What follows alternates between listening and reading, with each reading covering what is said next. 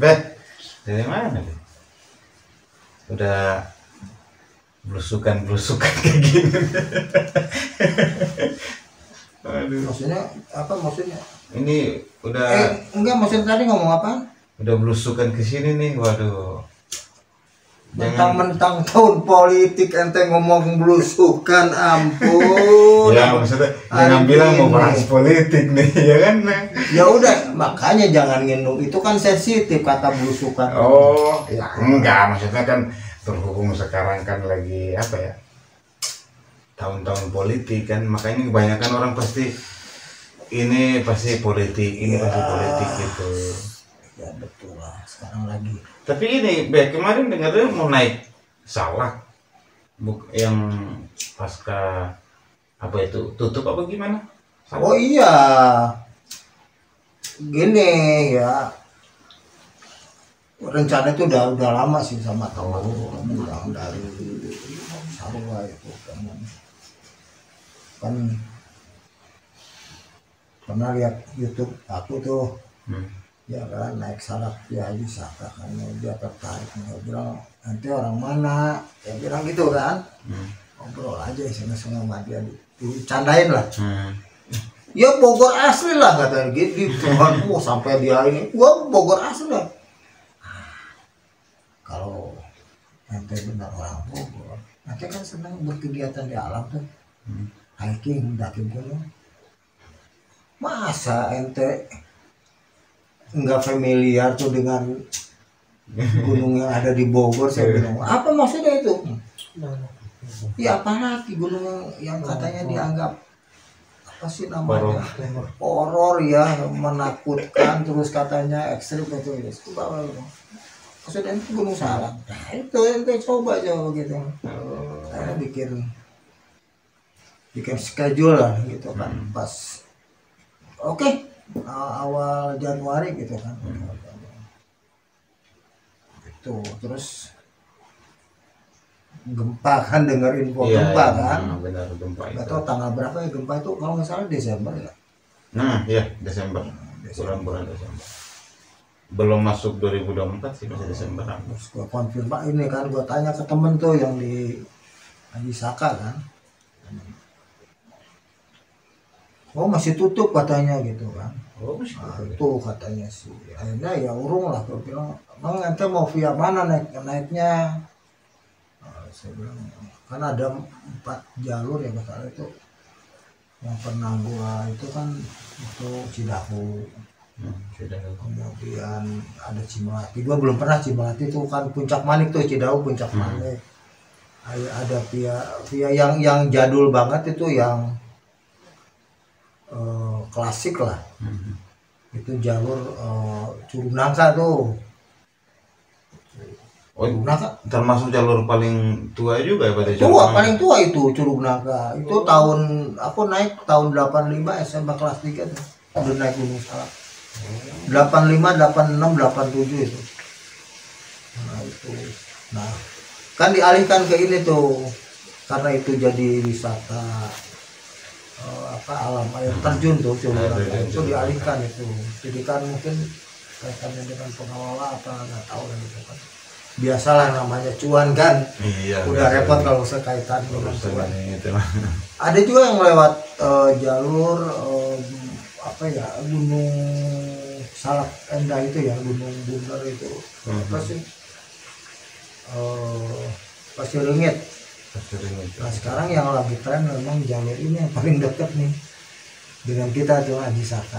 Oh. Tahu itu jalur baru atau baru itu? Oh, baru. Belum lama, tahun 2020 deh kalau nggak salah, itu baru gitu. Karena itu kan Curug Nangka ditutup. Jadi dialihkan ke Haji Saka itu. Yang ada pura itu, pura apa ya, Pura Agung. Itu ceritanya bro. Jadi ya diurung lah, kita nunggu timing yang tepat kan. Sekarang apa ya, cuaca lagi ekstrim-ekstrimnya nih. Iya, lagi hujan terus sih di Bogor. Susah diprediksi lagi. Terus ya. Jadi kan tapi kalau biasanya sih kalau udah sering naik gunung mah namanya hujan apa segala, kalau penuh udah biasa. Tapi karena ya problemnya kan gini, problemnya kan ya dalam satu kelompok itu misalkan kita naik 5 orang kan belum tentu biasa. Iya sih betul. Ada yang mereka pakai senang dengan jalur turis, istilahnya jalur trek-trek yang biasa lah gitu kan. Nah ini kalau mungkin bagi gua gitu kan, ya mau hujan mau badai mau apa ya insya Allah kalau memang kita udah punya pengalaman di Trabas gitu, yang penting tidak memaksakan kehendak kan gitu. Ada cara-caranya lah gitu. Tapi kan bagi mungkin pemula atau bagi yang belum pernah naik Salak sama aja kita mengantarkan mereka untuk jadi apa pendaki yang sulit ya kan, belum nyampe atau mungkin dalam perjalanan ada masalah kan itu repot juga gitu. Makanya ya itulah. Berarti memang ini ya, berarti memang ini masih libur ya sampai sekarang ya? Aku nggak tahu tuh, tadi aku kontak ya, bukan tadi hari apa ya? Itu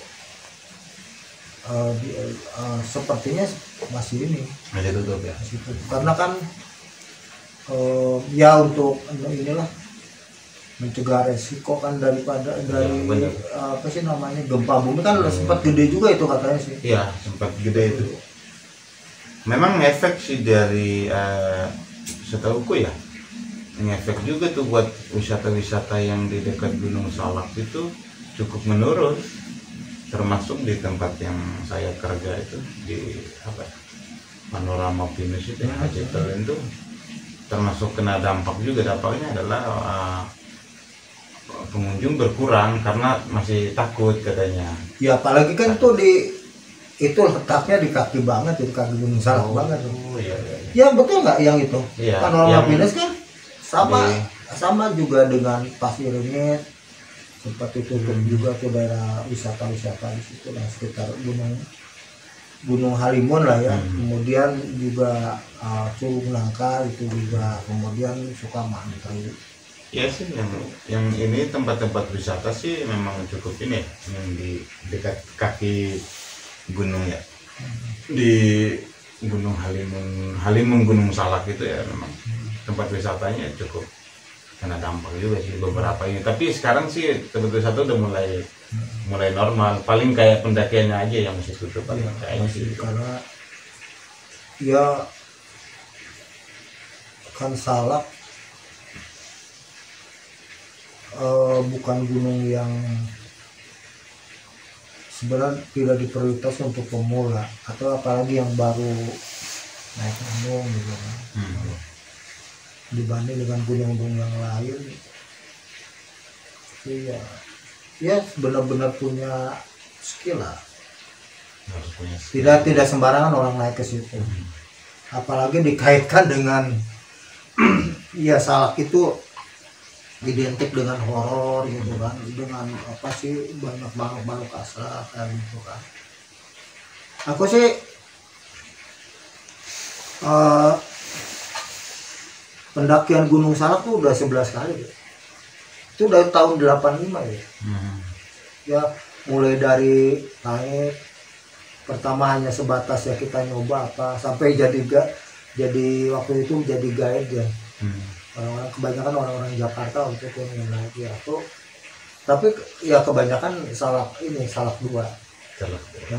Yang via apa? Via Curug Nangka itu.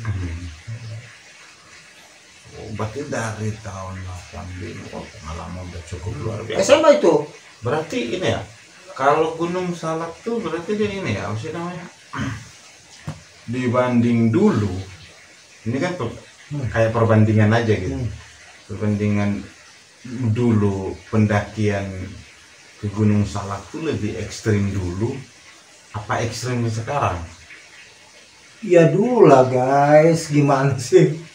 Dulu nggak banyak orang yang naik Gunung Salak, sama Gunung Gede Pangrango juga. Karena mungkin ini ya, mungkin kebanyakan kadang-kadang kita misalnya kejadian misalnya cuaca ekstrim gitu, yang jalannya nggak mungkin kita lewati, kemungkinan besar kita bikin jalur sendiri berarti. Enggak, kalau dulu jadi gini.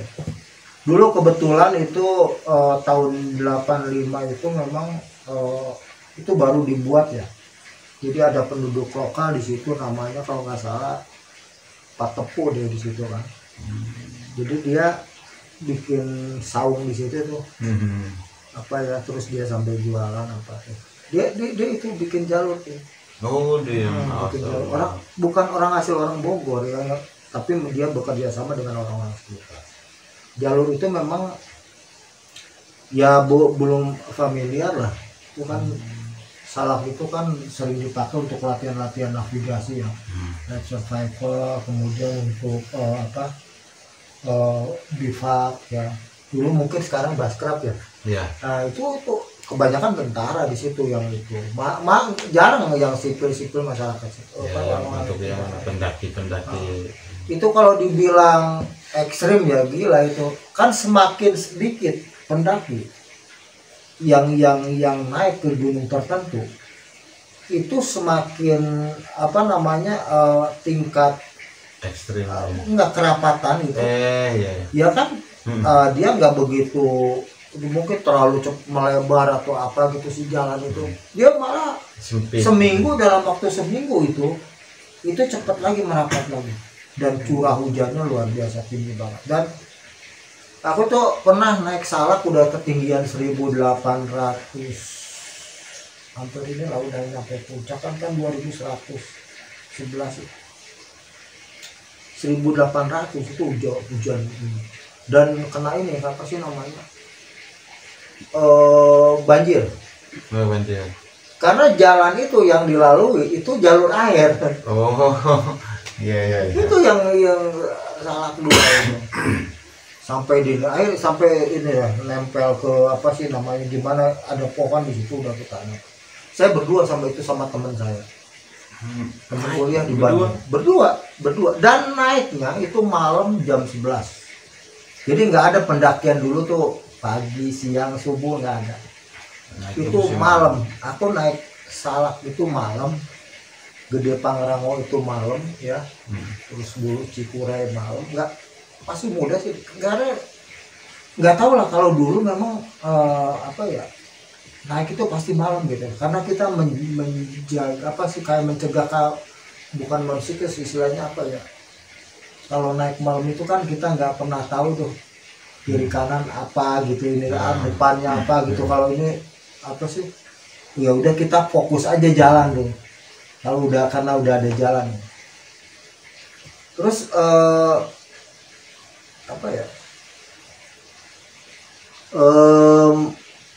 kita nggak begitu merasa lelah apa. Paling nggak ada nggak kurang lah itu ya, yang ada paling mungkin rasa takut. Takut itu manusiawi banget dan luar biasa itu salak itu. Berarti gini ya, ini mah entah apa ya, cuman berarti salak tuh ya cukup misalnya horor ya kan kebanyakan kita tahu ini kan horornya banyak banget. Berarti waktu itu naik pas berdua itu rasa horornya itu ke ini dong ya, benar-benar kerasa apa gimana gitu. Karena gini ya, mungkin karena muda kali ya, jiwa muda, rasa takut tuh kadang-kadang kita tuh. Saya dulu mungkin termasuk pendaki yang sompral. Ya kan merasa muda lah gini, gue masih muda lah, gue berani, gue nggak takut nggak apa gitu kan, kakak gitu sebenarnya. Cuman teman saya dia cukup religius lah. Nah itu ada yang mengimbangi, lo jangan gitu apa. Sama kadang ya kita saling inilah, saling mengisi gitu. Lo jangan gitu dan ini gitu. Dia memang cukup religius gitu dia teman. Saya bilang udahlah, kita ini gua orang Bogor kok, nggak mungkin dia ngeganggu gua kok. Gua merasa saya orang Bogor, karena salah kan ada di Bogor, ya nggak mungkin ngeganggu orang Bogor, nggak mungkin lah. Saya merasa gitu kan, karena banyak dulu orang-orang Jakarta yang naik situ tuh ada yang kesurupan apa gitu. Tapi saya bilang akhirnya, loh ternyata yang namanya kalau kita sompral di gunung nggak pandang itu, lu mau pandang pribumi orang Bogor atau apa dan sebagainya, dan itu sangat tabu sekali dan memang nggak boleh gitu loh. Ya itulah mungkin yang dialami anak-anak muda sekarang kalau berkegiatan di alam, di antara mendaki gunung kan, merasa gua ini. Akhirnya saya berkaca tuh, Dulu kok begitu juga, itu saya pengen juga tuh. Iya, Tuh anak-anak muda itu udah ini tuh udah ngasih masukan apa, karena gue pernah ngalamin itu, jadi nggak ini juga gitu, apa ya, dulu gue begitu juga gitu kan, makanya agak sedikit kalau mengedukasinya tuh agak pelan apa gitu. Soalnya introspeksi dulu dia juga, emang jago banget tuh, 4 jam gila nggak? Itu dari Curug Nangka ke puncak 4 jam. Iya. Serius itu, karena Di fisik. masa yang mungkin fisik masih. Saya tuh olahragawan bro, saya tuh pemain basket, sepak bola dulu apa itu udah gitu. Ini memang fisik juga masih bagus kan. Apa fitness bukan fitness dulu tuh bikin barbel apa kayak gitu. Nah itu sebelum naik itu kita benar-benar ini dulu belajar lari apa gitu loh. Emang bener dari itu ditanamkan gitu. Jadi ada istilahnya apa ya, kayak sepanjang pemanasan gitu. Makanya orang kan kalau itu sering kan yang itu kalau naik gunung tuh kram apa. Karena dia nggak ini dulu, nggak relaksasi dulu, relaksasi atau pemanasan. Memang perlu banget. Di antaranya ya istilahnya jogging apa itu sangat diperlukan sekali. Kenapa kita menghadapi udara dingin apa? Nah, sekarang gini loh, nah, Kang Rian ini kan ada sih berkegiatan di wisata ya, wisata alam gitu. Gimana itu ini nggak? Saya kebetulan memang maksudnya pernah ya, artinya apa ya, gimana rasanya untuk berkegiatan di alam, mungkin kedekatan sehari-hari keseharian apa, ada mungkin pengalaman tertentu. Saya mungkin ini ya ada sih pengalaman untuk kayak misalnya dengan Gunung Salak ya, dengan Gunung Salak saya cukup adalah beberapa pengalaman juga, karena kan saya kerja di tempat wisata yang kadang kita kan kebetulan di panorama ini kan dia ngambil airnya itu kan dari gunung ya, ngambil airnya itu dari gunung, jadi kadang-kadang kita suka naik gunung untuk ngecek air, cek apa ya, memang ya itulah Gunung Salak ya. Gimana kita sebenarnya, gimana kita tadi mungkin yang Babe tadi sampaikan kan, memang sompral tuh kalau jiwa muda tuh iya kayak cuek-cuek aja, tapi terkadang harus diperhatikan juga, bener itu. Karena saya dulu itu banyak ini pernah saya ngalamin tuh nyasar. Kalau nyasar di gunung itu saya pernah nyasar di Gunung Salak. Dulu zaman apa ya, zaman dulu kan di Bogor ini sempat rame bunga tuh dulu. Nah ceritanya tuh tanaman hias lagi boomingnya tuh. Dulu saya naik Salak tuh berdua. Ceritanya mau nyari tanaman. Ya mungkin karena niatnya juga udah dari begitu ya. Jadi memang saya sampai atas, saya naik dari pagi sampai di atas tuh saya nggak ketemu jalan pulang, Akhirnya saya ingat orang-orang tua di sini ya, dulu kan saya tuh kan memang suka ya ngobrol sama orang tua gitu ya, orang tua dulu, orang yang suka tentang Gunung Salak atau apa gitu.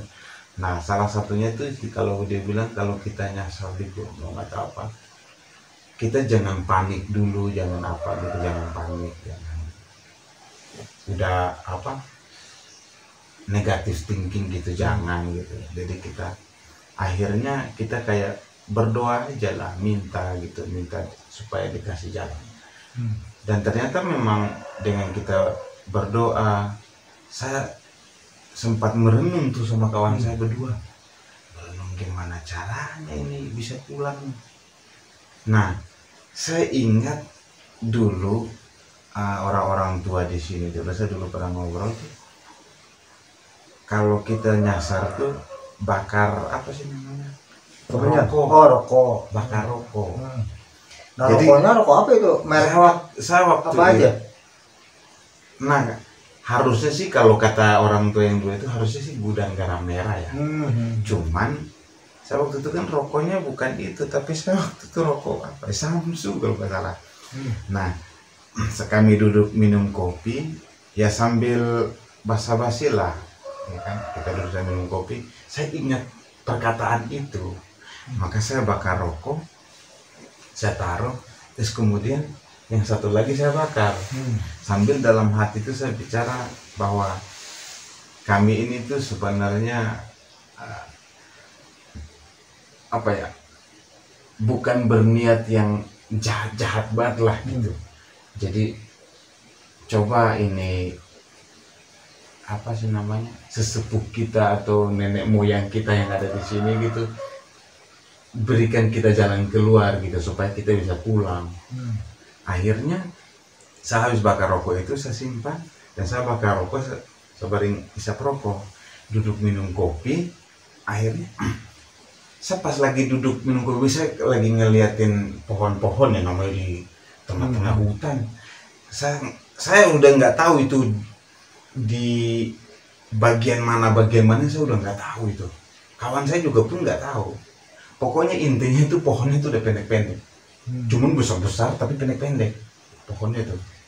Dan kalau nggak salah, saya ingat saya itu perjalanan kami itu sudah melewati 7 curukan lah. 7 curug. Ini banget ya. Memang ada salah tuh ada 7 curug atau 7 air terjun. Ya itu memang kurang tahu persis ya untuk curugnya. Katanya sih memang curugnya itu kurang lebih untuk Gunung Salak yang bagian sini. Kalau kurang lebih itu 14 curug. Yang sudah saya lewatin itu 7. Yang setahu saya yang selama perjalanan saya berdua itu, akhirnya kan sudah nggak tahu jalan pulang. Akhirnya makanya saya bikin yang itu tadi, saya ingat perkataan orang tua itu. Akhirnya bikin saya lagi ngeliatin pohon begini tuh kayak gumpalan asap gitu kan. Gumpalan asap gitu, dia terbang gitu tuh. Saya langsung kayak otomatis kayak seakan kayak ada yang ngasih tahu secara ini gitu. Saya langsung ngorek teman saya gini, ayo jalan. Teman saya tuh langsung ikut aja, ayo. Saya ngikutin asap ini nih, ngikutin asap itu, jalan turun belok ngikutin bulatan asap ini. Pas turun ke bawah begini, baru kelihatan jalan di bawah. Itu dia jalan tuh. Berarti itu ada petunjuk ya? Kayak petunjuk begitu. Tapi ada perasaan takut nggak itu? Memang takut. Saya sampai merinding ngomongnya juga. Karena itu kalau ingat itu tuh kayak gimana gitu. Kasus kejadian itu tuh. Pas ketemu jalan, baru kami duduk santai lagi tuh, minum kopi lagi tuh yang di botol-botol kayak gini nih. Duduk minum kopi lagi, baru kami ngobrol. Kayak sambil kayak ngucapin terima kasih lah gitu. Sudah dikasih jalan keluar gitu. Akhirnya kan turun, hanya ikut jalan aja, udah turun ke bawah udah jalan. Langsung keluar lagi di jalur Tapos itu. Oh berarti ini ya, bukan jalur resmi kan itu? Bukan. Kan karena ya, kalau tujuannya tadi hunting tanaman hias ya. Kalau kita ini kan kita ini bukan pendaki ya, saya bisa bukan pendaki, tapi saya tuh salah satu yang memang suka juga nih naik gunung tuh kayak misalnya apa gitu, nggak kayak maksud tertentu gitu. Kadang-kadang saya naik gunung hanya dengan kawan, ngapain gitu, nongkrong. Kadang kan misalnya kalau ini bawa tenda, pasang, numpang ngopi di sana. Baik lagi kayak hanya mencari apa ya, mencari inspirasi aja gitu, kayak menenangkan pikiran di gunung. Habis itu turun lagi gitu aja kalau saya tuh. Artinya nggak bawa itu ya, perlengkapan yang buat nggak bawa perlengkapan antisipasi hujan, harus ngecamp apa dan sebagainya gitu enggak. Jadi kita tuh biasanya kayak naik langsung turun. Nah sekarang di saya tuh pengalaman saya di Salak ya, itu dulu tahun 86 itu pertama kali naik ya, itu emang lulus SMA sih, kelas 12, sekarang kelas 12 mungkin ya. Dulu kelas 3 ya SMA itu kita nggak kayak sekarang perlengkapan itu. Kita apa yang dibawa itu dulu. Sekarang kan canggih banget tuh, kompor apa. Dulu kan parafin tuh. Ada yang buat tenda nesting dari ABRI itu, saya beli di Bandung kalau salah waktu itu. Ya, kita bawa itu, terus nggak bawa tenda. Yang bawa kita yang namanya ponco tuh. Ponco kan bisa buat bivak tuh. Buat saya waktu itu saya belum diajarkan bagaimana berkegiatan di alam. Itu modalnya modal nekat aja, karena memang merasa anak muda nih, gua nih anak muda nih harus berani, kuat, nanti pasti bisa apa. Kan gitu anak muda itu. Makanya mungkin kita harus ini juga lah. Naik apa namanya, waktu itu sama anak-anak SMA itu kan lulus tuh. Baru kemudian yang kedua kalinya tuh sama teman tuh yang di Jakarta.